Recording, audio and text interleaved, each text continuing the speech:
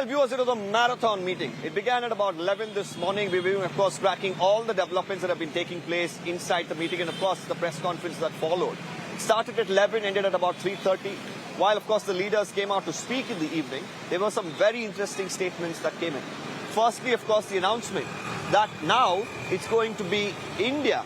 That is the name, of course, of the alliance of the opposition parties that have come together, at least the 26 of them at this point in time. They say it's time for the UPA name to go away. We have more number of parties now. The intention, the focus, everything changes. And that's the reason they say it is now going to be called India, and they're going to be taking on the NDA, which they again said is almost non-existent at this point in time. Mamata Banerjee, the Chief Minister of West Bengal, speaking, also made a very interesting statement. She claims, catch us if you can. Well, all of these statements, whether they will really bear fruit for India, as they call it now, is something that remains to be seen. But of course, as far as the meeting today is concerned, and the people who spoke after that, they seemed very, very confident. Firstly, let's listen into some of these reactions that came in post the meeting. And we realize the fight is not between two political formations. The fight is a fight to defend the idea of India. And that is why we came up with the name Indian National Developmental Inclusive Alliance, which also happens to stand for India. You can look in our history and you will see that nobody has been able to fight the idea of India. So I don't need to go into who is going to win this fight. This is a fight between the idea of India and the idea of the BJP. This is a fight between India and the BJP. It is a fight between India and Mr. Narendra Modi. आज से 9 साल पहले इस देश के लोगों ने नरेंद्र मोदी जी को भारी बहुमत देके जिताया था। इन 9 साल के अंदर उनके पास मौका था, वो देश के लिए बहुत कुछ कर सकते थे, लेकिन इन 9 सालों में उन्होंने एक भी सेक्टर ऐसा नहीं है जिसमें हम कह सकें कि तरक्की हुई है। इन्होंने इकोनॉमी बर्बाद कर दी, इन्होंने रेलवे बर्बाद कर दी, सारे एयरपोर्ट बेच दिए, इन्होंने जहाज बेच दिए, आसमान बेच दिया, धरती बेच दी, पाताल बेच दिया, सब कुछ इन्होंने अपने लोगों को बेच दिया, कोई कसर नहीं छोड़ी। NDA, can you challenge India? Bhajpa, can you challenge India? The other people, can you challenge India? 420 धारा अप्लाई कर दिया पॉलिटिकली, जिसमें इंडिया जीतेगा, भाजपा हारेगा, भारत जीतेगा, भाजपा हारेगा, इंडिया जीतेगा और हमारा देश जीतेगा। पहले सवाल कई लोगों ने मुझे पूछा कि अलग अलग विचारधारा के लोग हैं, राजनीति में विचारधारा तो अलग होनी चाहिए, इसी को तो प्रजातंत्र मानते हैं, लेकिन इसके बावजूद हम एक आए हैं क्योंकि अब लड़ाई सिर्फ हमारी पार्टी की नहीं है। कुछ लोगों को ऐसे लग रहा है कि परिवार के लिए लड़ाई लड़ रहे हैं। हाँ, देश हमारा परिवार है और इस परिवार के लिए हम लड़ रहे हैं, देश ही हमारा परिवार है, तो इस परिवार को हमें बचाना है। और लड़ाई हमारी एक पार्टी के खिलाफ या एक व्यक्ति के खिलाफ नहीं है, लड़ाई हमारी नीति के खिलाफ है, तानाशाही के खिलाफ है। और जैसे एक जमाने में आजादी की लड़ाई हुई थी, तो अब आजादी खतरे में आई है, तो इस आजादी के लिए हम सब इकट्ठा आए हैं। Our alliance will be called, the all people have agreed to have one name for the alliance.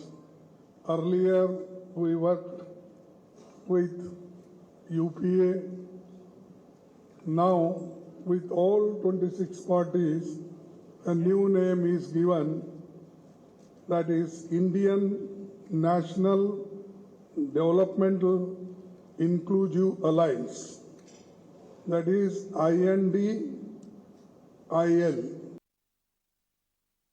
Sir, how do you see the name India given to the alliance of all these opposition parties? It is a brilliant move, because we now know what the opposition stands for. It stands for the people of India. right? Not 2 or 3 people of India, right? So therefore, it's India going to be India versus Modi ji. That's what the fight for 2024 will be. That India versus Modi ji is India on the one hand representing the Dalits, the marginalized communities, the tribals, women, the all castes, all factions in India, everybody, right? That's what inclusive India is, which Modi ji has moved away from. So it's a fight between inclusive India, and exclusive India. Modi ji stands for that exclusive India. We stand for an inclusive India. So it is also a fight between 26 versus 38, because today there is a meeting of NDA as well. In Which 38 is he talking about? Those breakaway factions from political parties are the 38. And most of them are from the northeast, where they are riding on the coattails of other parties. Right? Basically, they are minor players. Actually, BJP is in power in about 4 states: Gujarat, Uttar Pradesh, Uttarakhand, and one other state, and Assam.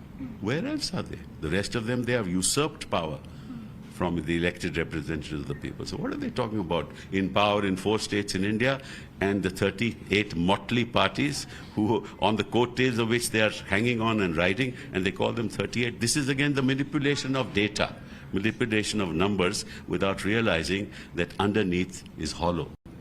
Sir, but on the other hand, we are witnessing that there are certain parties who are having ideological differences. Do you see this as a challenge for the opposition unity as well?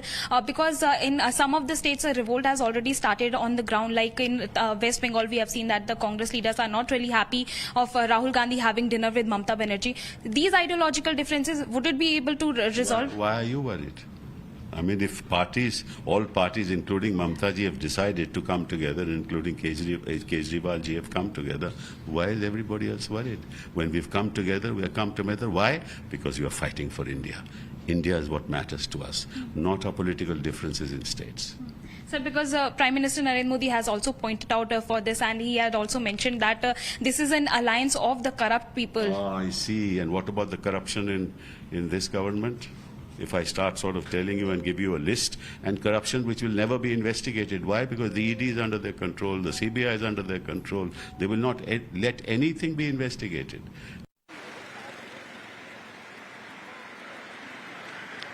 Well, now we've, of course, heard all the political reactions that have been coming in. My colleague Neha, of course, has been tailing this story from early this morning. Well, Neha, interesting the kind of statements that came in. But, you know, as of now, it seems as if we waited for several hours. The meeting went on for at least about 4 hours. But overall, you know, the crux of the entire briefing today was just about the name. We are sure, of course, it was not just the deliberation of the name that went on for several hours. There are multiple issues, of course, that, you know, are the big bone of contention here about how, when you have assembly elections, these parties that are at loggerheads, how do they really unite on a national level? How do you really do the seat sharing, common minimum program? These were issues that needed to be discussed, but that was not the real focus of the press conference. Did you get any time to speak to any of these leaders to give us a little bit of insight to our viewers as well about what exactly happened inside you know, the meeting for those few hours? Well, Deepak, you've hit the nail on the head there. You know, it wasn't just a meeting there to really discuss the name of the alliance partners coming together now. It was, in fact, you know, about much more. It was about ideologies, different parties, different leaders bringing their ideologies to the table, how the differences, in fact, you know, between different parties are going to be quelled over here, how they're going to be able to, you know, put up a united front now ahead of the parliament elections.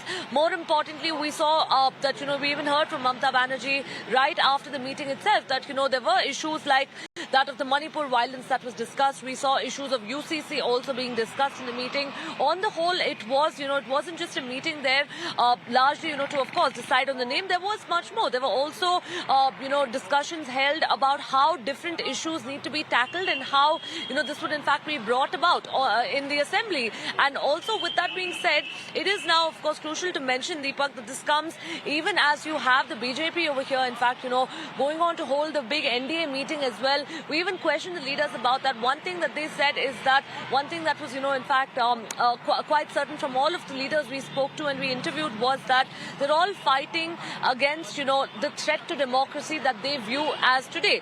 We heard from Rahul Gandhi as well also, when he addressed and went on to say the same, that, this was, of course, a fight against India, the alliance that they've named now, versus the NDA and India versus the Prime Minister. Now, while, of course, on one side you have, the opposition parties that just held their meeting here and it was a show of strength for them. On the other side, you have the BJP, you have the Prime Minister as well, coming forward and saying that this is nothing but, in fact, a union or an alliance of all of the corrupt partners. So it is really, of course, interesting, of course. And one thing that's quite certain is that, Deepak, the political temperatures across the country sure seem to be heating up with just a few months now left to go for the Lok Sabha elections.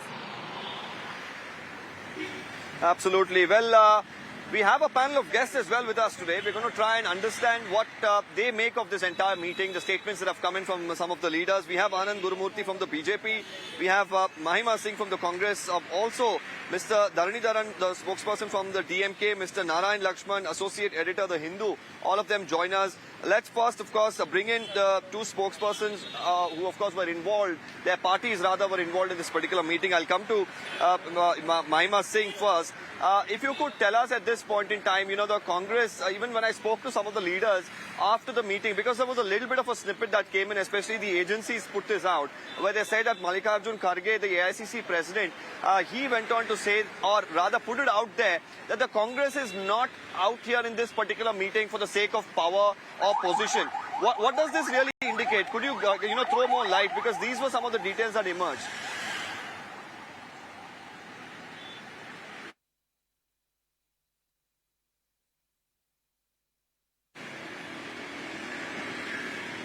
Well, if you could unmute yourself, I believe your system is muted. I'm sorry about that. एक अकेला सब पर भारी, फिर क्यों?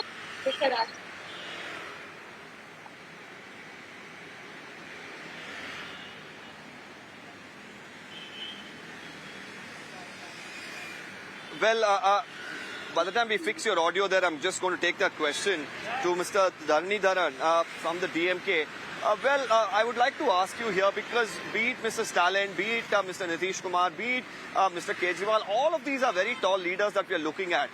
The bigger question that comes up, of course, apart from the seat sharing, which of course is going to be the most tricky, because while you can have, 26 leaders from 26 parties come here and take a call, but at the end of the day, the cadres on the ground really need to go by it, because if you have a constituency, Mr. Dharanidharan, that your cadres have been fighting for several years, and if the Congress says, well, we want to contest from here, even if you reach a consensus in these sort of meetings, how is it really going to work on the ground level? Because were these kind of issues something that was discussed? Because when they came out of the meeting, nothing of this was spoken. They said, well, we've come out with a name. Is that really enough considering the time that you have for the Lok Sabha elections?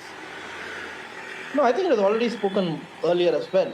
See, our leader made a very important point on the March 1st on his birthday. That is, it is not important on who will form the government, but it is important on who should not form the government, right? So, and after that, subsequently, Mamata Banerjee came and said, what should the Congress be doing and the other opposition parties be doing in this coalition is that wherever the Congress is strong, we will support the Congress, and wherever the regional party is strong, the Congress will support the regional parties. And there are about 470 you make that point where you say that, it's important that who doesn't form the government, because Mr. H.D. Kumaraswamy just yesterday said that, well, I wanted to keep the BJP out. That's the reason I went with the Congress, and he regretted it, he says. No, well, he's not very happy with the alliance that happened in 2018 in Karnataka. Today he's not even a part of this particular meeting. So, does this really hold good when you say that, well, it doesn't matter if we come to power, but it's about who you keep out of power? Because, of course, each of these politicians have their own aspirations. No, it's not about that. I'll tell you, I'll come there. So there are about 470 seats where these 26 opposition parties which are in the meeting today are either dominant or the second most dominant party. So these 470 seats, if we manage to win about 320 or 330, then we form the government. And that is why BJP is jittery, and they very well know that they will lose the 2024 election. That is why they use ED, CBI, income tax, and all the other organizations to harass the opposition parties. They also use the governor. For example, the governor of Tamil Nadu is impeding our ability to govern the people. That, having said that, why does a leader say that it's important who should not form the government? Is simply because Modi's BJP is against the idea of India. What does India stand for? Unity and diversity, pluralism. But what does Modi's BJP believe in? Oneness. Oneness of what? One language, one culture, one religion, one way of worship, one fertilizer, etc., etc. And India is made up of states. Each state has a unique culture, unique food, but they do not believe in federalism and giving states their rights. They want to convert states into municipalities. Each day, states' rights are being eroded, and governors are administering the opposition rule states in back door. Look at all the bills that have been passed. That are all to make. I believe Mahima Singh is also back. Mr. Dharanidharan, I'll come back to you as well. Let me bring in Mahima as well here because she was just trying to make a point earlier. Mr. Dharanidharan says, well, the BJP is standing for, several things. One, where they don't believe in diversity. But, many issues, be it the Delhi ordinance where the Congress took so long to, of course, come out with some clarity, or be it the UCC issue in Kerala where, of course, you've had your differences with other alliance partners or the opposition united partners that you're calling it, or India at this point in time. So where are you really looking at this complete consensus really coming together? I said, "Ek akela sab par bhari phir kyun itni bekarari?" Because that is what the Prime Minister proclaimed in the Parliament when he thumped his chest and he said that he alone is sufficient. Now they are running pillar to post, looking for alliance with ragtag parties. And let me just say that my leader, Mr. Rahul Gandhi, I'm reiterating a quote by Mr. Gandhi that he made today. He said that we're all standing for the idea of India. So that is exactly it, Deepak, because idea of India is unity in diversity. Idea of India is the constitutional values that our preamble embodies, which is justice, which is equality, fraternity, secularism. And here we are, all of us standing together firmly because the central investigative agencies are being misused at the behest of one party, which just is so desperate to cling to power and refuses to recognize the true power which is vested in the people of this country, we the people of India. So that is why Indian National Developmental Inclusive Alliance. Inclusive is the key word here. Developmental, of course, but inclusive. We stand for Gandhian values which say that include the last person standing in line. And each of these leaders that have come together on this one pedestal today, each one of these leaders, commands huge power within their people, and many of them have been betrayed and breached by the parasite called the BJP. The BJP acts like a parasite that allies with parties and then works to make those very entities extinct. And now, if you see what happened in Bihar. The moment Nitish Kumar went ahead and took his own decision, Sushashan Kumar suddenly became Dushashan Kumar for them, because the BJP is like my way or highway. So that is exactly what this alliance will stand for, the idea of India. And now it is going to be NDA against India, as all the leaders have proclaimed from the pedestal today. So I think it has become very evident. Because, Mr. Gurmurthy, we've had a lot being said by the Congress spokesperson and the DMK spokesperson there. But I also like to ask you what in fact, the Chief Minister of West Bengal said. She said, catch us if you can. Can the NDA do that? They are already far behind us. You want us to go back and catch them? Deepak? So don't bring in these statements and make me comment on them. It's good. They got together, they are in Bengaluru, so my city. Welcome. They did a good meeting. And finally, now they are spokespersons. Everybody, they are struggling to, tell about the abbreviation and everything. See, unity and diversity, they talk about it. We have walked the talk for the last 15 years that we have ruled in the last 25 years. So before the people of this country, in the last 25 years, from Vajpayeeji's 5 years and Modiji's 10 years that will get completed in 2024, they will see that there is 15 years of BJP and NDA rule, and they will see that 10 years of UPA, which is, transformed and renamed it and everything. So people will have a choice here, and they will always see what the choice has delivered for them. In the last 9 years, what we are projecting and what we have done, the data, everything, the people are seeing. It is a change of generations that we have seen in the last 25 years, and people are going to recognize what is good and what is bad. And here, these people are just, a group of enemy is my enemy, enemy's enemy is my friend kind of a group this is. And people, especially youngsters, they will just recognize this in minutes.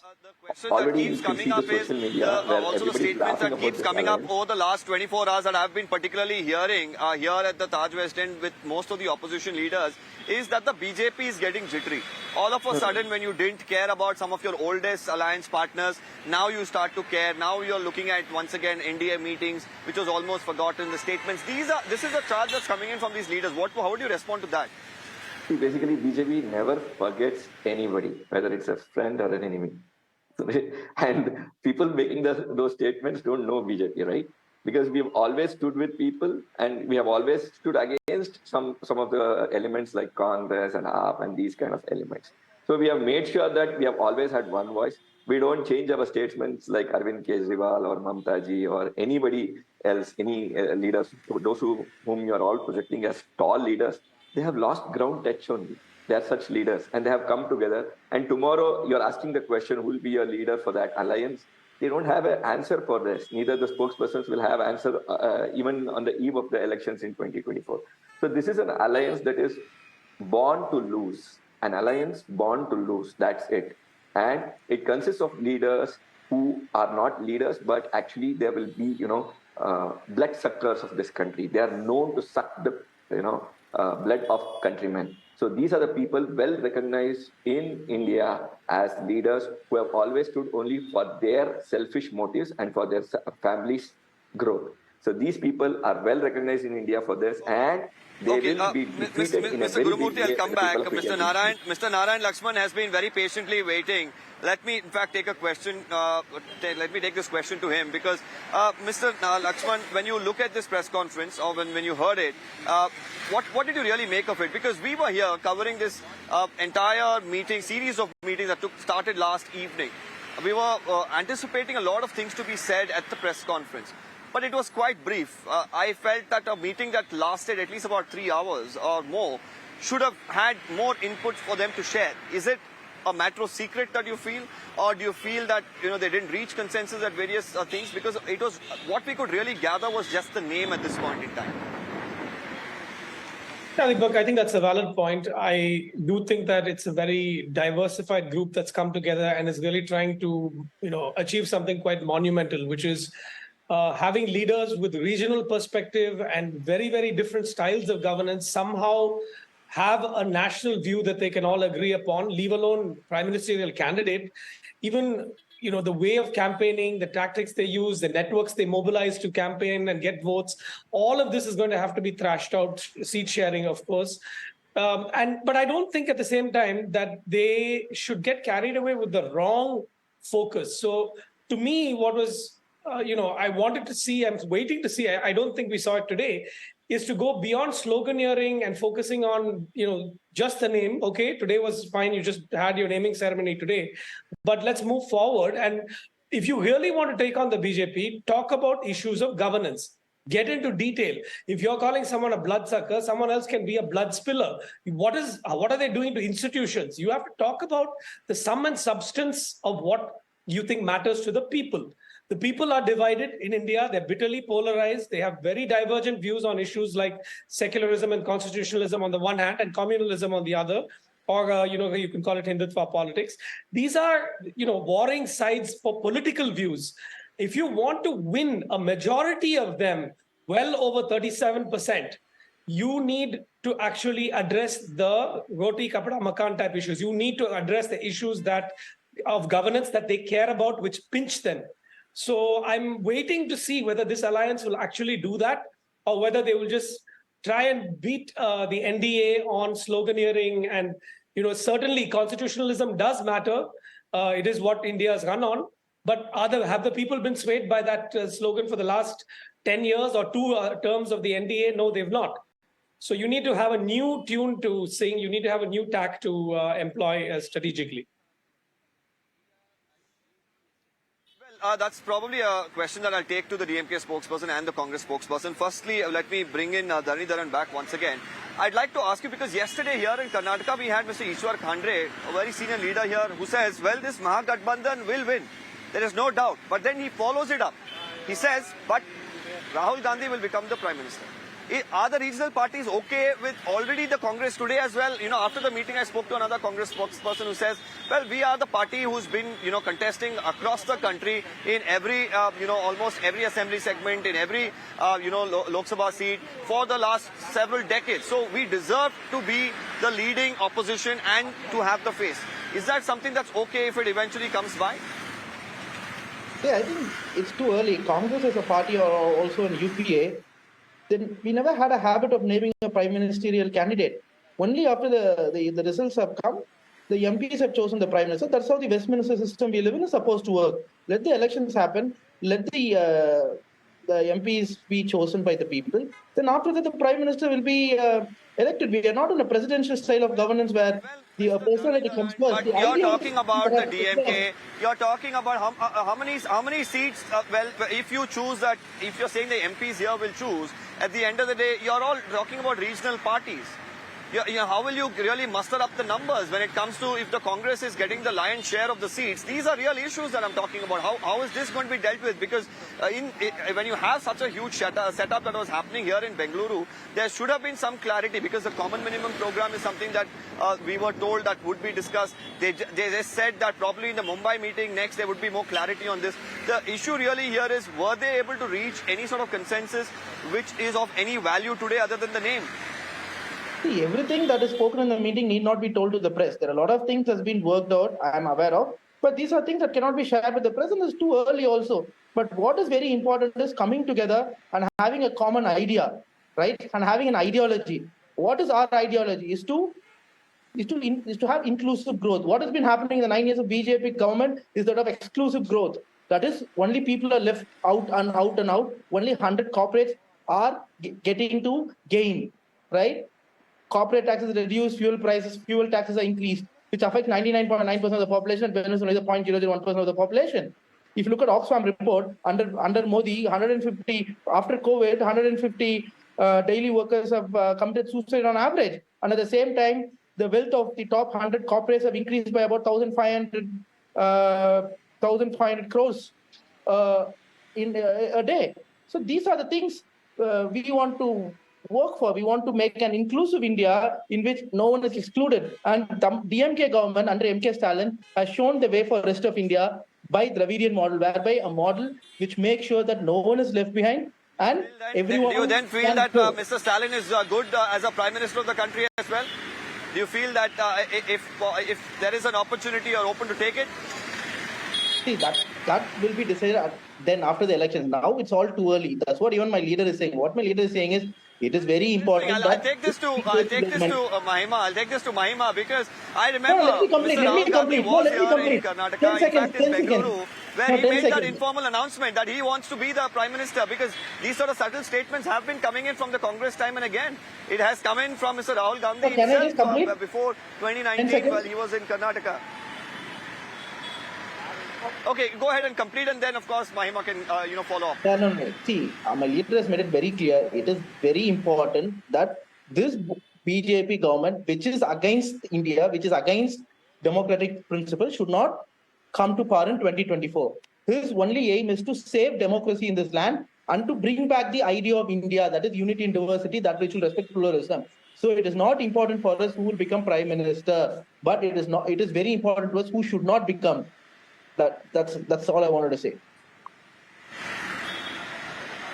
Okay, Mahima, go ahead, respond.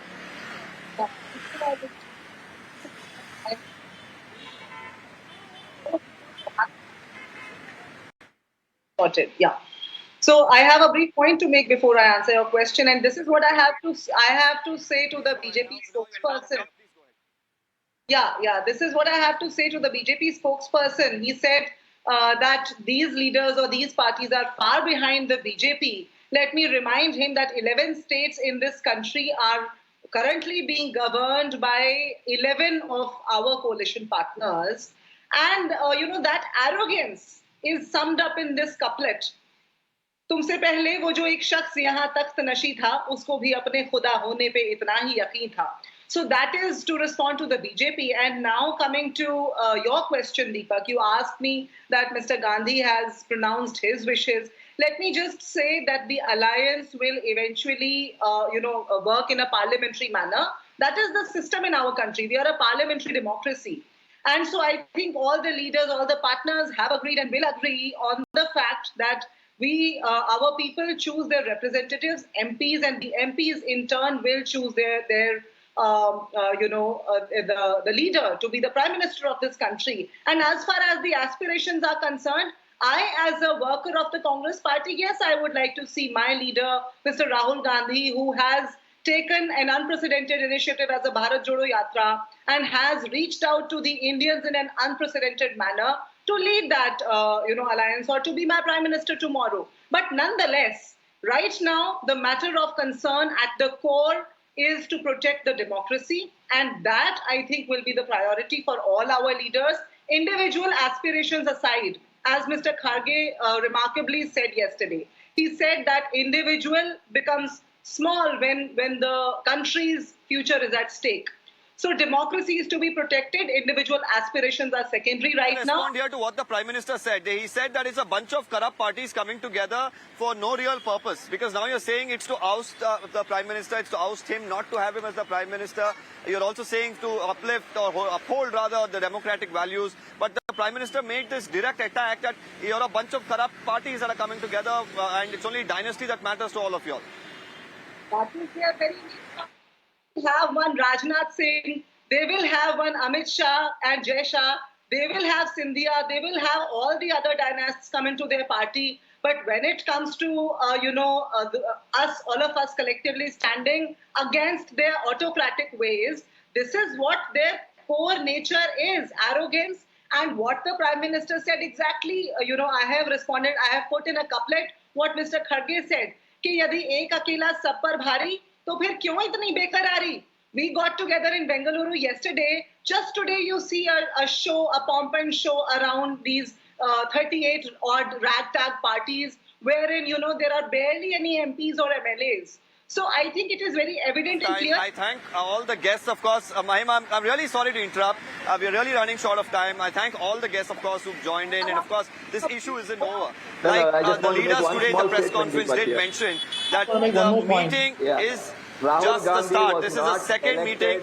There is, of course, another.